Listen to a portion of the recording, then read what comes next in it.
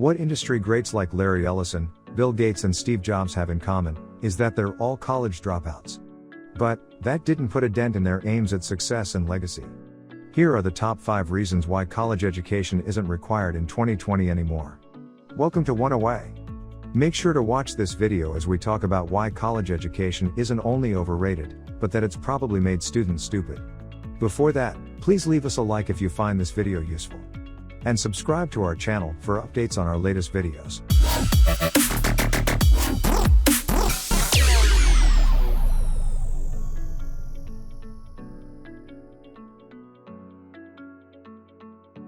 Number 1.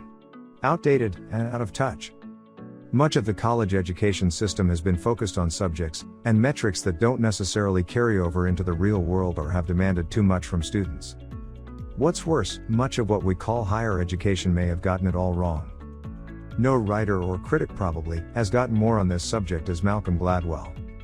Author of books such as Outliers, Blank, The Tipping Point and David and Goliath. Gladwell has written extensively on great institutions and the errors they fail to comprehend or even see. His criticism extends also in his podcast, Revisionist History, and his lectures and talks to different events. One of the key examples that Gladwell often makes is the illusion of a Harvard education. The higher education, as he points out, misses out on different cases. That an outlier can come from anywhere and from any school, such as those people who often devote 10,000 hours or even 20,000 hours in a given field of study. And that collegiate education is fairly useless, adding to the tipping point that most of the basic skills that one needs are already at elementary and high school. Gladwell has even gone as far as to say that college education needs to place itself aside or rethink its identity and place in society and culture. It's wasteful, and many companies outside of university have fast-track projects that have influenced the world. Students are people, and they have different aptitudes to different fields, and even with different age groups, no one is the same. But, this very cookie-cutter mold is found even in the most prestigious of universities, at the expense of parents who shell out ridiculous sums of money. And, all this for a future, not guaranteed, prospect of employment or success. The basics are important, but higher education is not. Number 2, the Millennial Workshop. No generation or sub-generation of people has confused more parents than millennials. These groups of people born from 1984 and after, are often labeled as tough to manage. Often, they are accused of such things as entitled, lazy, unfocused, narcissistic, self-interested. Even risen millennial icon Ezra Miller has often admitted to the craziness of his generation, and referred to the millennial circumstance as a choose-your-own-adventure of mental illness. Millennials make the case that college and even corporations have no clue what to do, in order to make use of any abilities and talents these people have. Just making the grade or getting a job is not enough. Millennials want to become happy, fulfilled at what they do, and they want to make an impact. In probably his most viewed interview, author Simon Sinek has pointed out that millennials were dealt a bad hand and to no fault of their own. These groups of people have been raised to believe that they are validated by many people, and they live in a culture that makes perfect snapshots in social media, even if it's fake. As a result, millennials have become some of the most optimistic people and also the most likely to commit suicide and drug overdose. In this, Sinek finds that companies have to become what a college education lacks. This means that companies care for them as people, and not as profit. A company, after all, doesn't build its enterprise without the brilliant people behind it. It's not a workplace, but a project workshop, that offers this rich environment. Companies have to seek out passionate collaborations, not employee candidates. Number 3, a brave new world. Almost all people have some idea that digital, online networks have become as important, if not more important than a college education. These have become something else entirely. And, the world today is too complicated for a degree that one gets in college. It relies on, more than ever, to those that can make content. This is because people admire novelty, the new and the trends. And, these trends are subject to exponential growth too. As technology gets more sophisticated, the content in the digital space also multiplies. One only needs to see the many people that have gotten their fans from Twitter and Instagram. Or the sensation of a cat video or a flash mob. We have had content from just about anywhere, and on just about anything.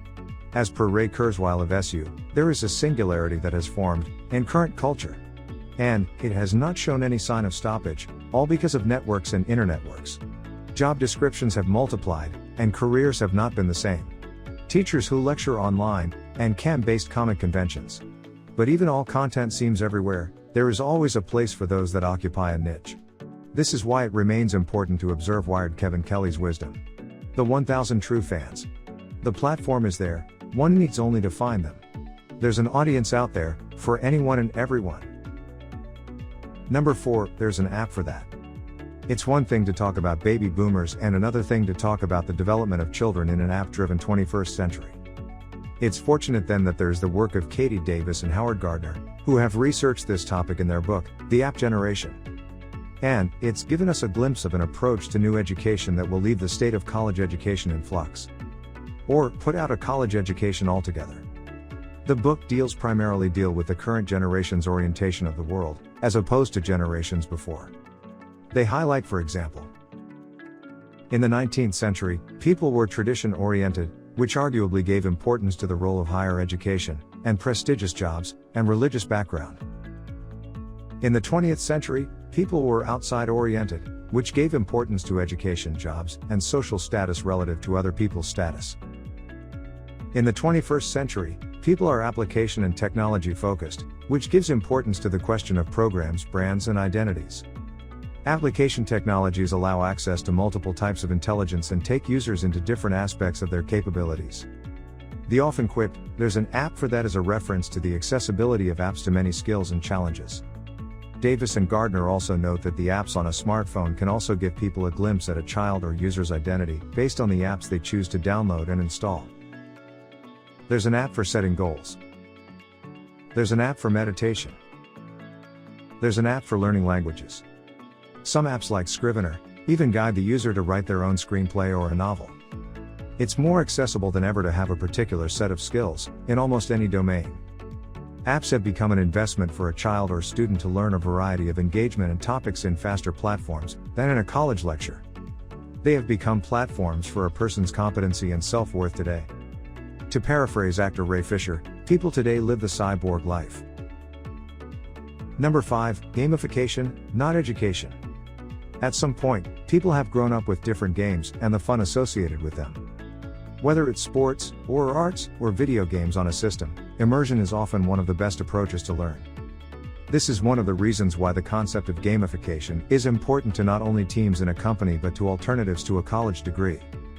In her books, Reality is Broken and Super Better, author and video game developer Jane McGonigal highlights that compared to games, life lacks a number of things. Things that make video games quite fun, such as character development and attributes, level up progressions and stages, multiplayer events. In many of McGonigal's discussions, she points out to the future of higher education, or in education as a whole.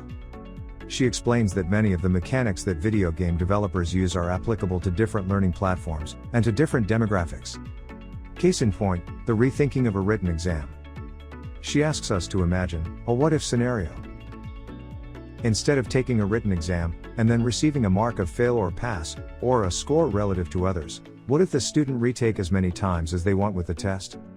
Would then the student's overall learning curve differ? And she argues, in many cases they do, all for the good. This kind of message is something you can find in grassroots new schools of learning, that often grant certificates instead of college degrees. The advantage of a certificate program is that it's shorter, much more intense, and tackles the subject matter in specificity and context. It takes a grand and often vague outcome of a college degree, and breaks the skills down so that you can pick and choose, or mix and match. In other words, the student is building their own character skills, and challenges they want to develop for the specific outcome or job, for a much more condensed, individualized experience. Are college degrees important for you? What do you think are the best approaches to reform education? And, if you're interested in a company that turned its manufacturing into a learning center, check out our video on companies that reinvented themselves.